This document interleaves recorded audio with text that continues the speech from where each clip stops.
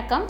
நான் உங்கள் அம்மா சமையல் மீனாட்சி. இன்றைக்கி பாருங்கள், சூப்பரான வத்த குழம்பு ஒன்று வைக்க போகிறோம். கிட்டத்தட்ட நம்ம 1 மாதம் வரைக்கும் கூட அந்த குழம்பு வந்து வச்சு சாப்பிட்லாம். எப்படி பண்ணுறதுன்னு பார்க்கலாம் வாங்க. வத்த குழம்புக்கு தேவையான பொருட்கள் ammasamayal.comல போட்டிருக்கேன். நீங்கள் வந்து கீழே லிங்க் கொடுக்குறேன், கிளிக் பண்ணி சப்ஸ்கிரைப் பண்ணிக்கோங்க. உங்களுக்கு யூஸ்ஃபுல்லாக இருக்கும்.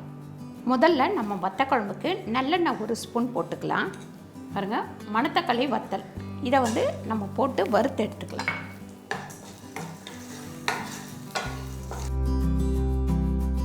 இதை நல்லா வறுத்து ஒரு பாத்திரத்தில் எடுத்து போட்டுக்கலாம்.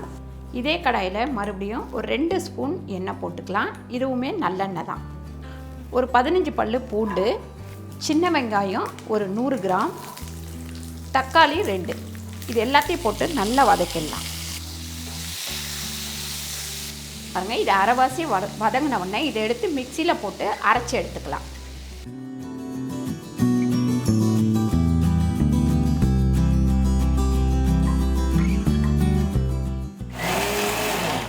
ஒரு 100 கிராம் அளவுக்கு நல்லெண்ணெய் ஊற்றிக்கங்க. இப்போ அரை ஸ்பூன் வெந்தயம் போட்டுக்கலாம், அரை ஸ்பூன் கடுகு போட்டுக்கலாம். இதில் இப்போ கருவேப்பிலை சேர்த்துக்கலாம். இந்த மாதிரி கொருன்னு வதக்கி வச்சிருந்த வெங்காயம், தக்காளி, பூண்டு இது 3த்தையுமே நம்ம இதில் போட்டுக்கலாம்.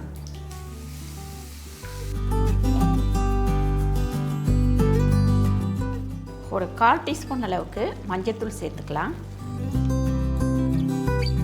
வறுத்து வச்சுருக்க மணத்தக்காளி வத்தலை இதில் போட்டுக்கலாம். மிக்சியில் சும்மா ஒரு சுற்றிடுவோம். இது வந்து நம்ம இந்த அளவுக்கு கொருன்னு அரைச்சா போதும். அதுக்கு மேலே நைஸாலாம் அரைக்க வேண்டாம்.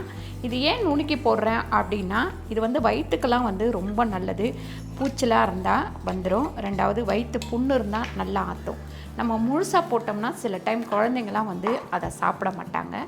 இந்த மாதிரி அரைச்சி போடும்போது அது ஒரு தனி டேஸ்ட்டு நமக்கு கிடைக்கும். பாருங்கள், 3/4 ஸ்பூன் உப்பு போட்டுக்கலாம். ஏன்னா வத்தலில் கொஞ்சம் உப்பு இருக்கும். இந்த அளவுக்கு வதங்கி நல்லா எண்ணெய் தெளியணும். எண்ணெய் தெளியும் போது நம்ம வந்து குழம்பு மிளகாத்தூள் ஒரு 4 ஸ்பூன் சேர்த்துக்கலாம்.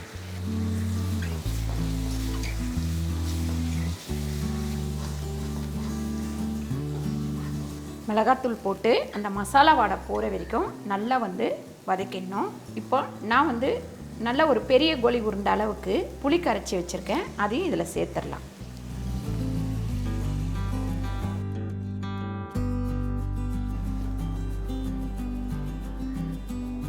இப்போ மூடி ஒரு 10 நிமிஷம் கொதிக்க விடலாம்.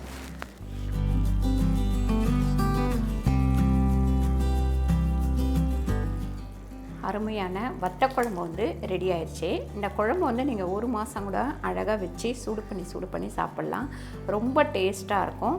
நீங்கள் எங்கேயாவது டூர் போகிறீங்க அப்படின்னா இந்த குழம்பு வச்சு எடுத்துன்னு போனோம்னா வெறும் சாதம் மட்டும் கூட வடித்து சாப்பிட்டுக்கலாம். இப்போ இதை நம்ம வேறு பாத்திரத்துக்கு மாற்றிடலாம்.